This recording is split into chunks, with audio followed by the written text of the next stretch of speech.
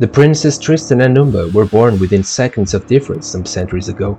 The birth of not only one, but two heirs to the crown was a joyful occasion for the Kingdom of Valardul. Who was the first one to leave their mother's womb remains a secret until these days. The brothers were the pride and joy of their father, and every little whim they had was immediately fulfilled. There was nothing too extraordinary or fancy they wouldn't get. After all, they were the princes of Valardul, one of the most wealthiest and most fertile kingdoms in all the explored lands. When they came to the throne, they ruled the kingdom together as Diarchs. The first few years of their ruling were fruitful. The lands and villages thrived under their command. However, soon the brothers grew greedy and decided to conquer the western territories. They started a long and devastating war that would last over 20 years, consuming the resources, lands, and lives of the inhabitants of Valardul.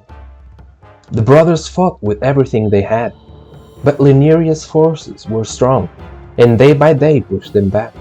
The Diarchs sent their best knight Jack to fight Leniria's king's knights on the lush forest. He launched a direct attack and almost managed to turn the battle around when the Diarchs ordered their general to fire cannons at the battlegrounds. Jack and his men were caught off guard by the cannon shots as they were fighting hand to hand with the enemies.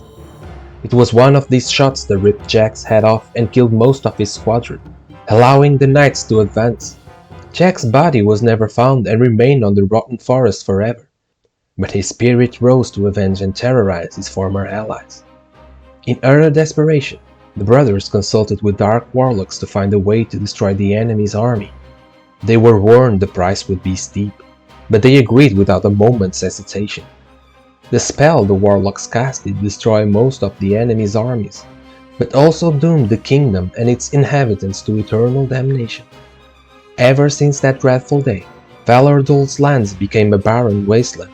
The brothers were reborn as the Ghost Kings, and their kinsmen transformed into terrifying beings, cursed to roam the earth and obey their master's will for all eternity.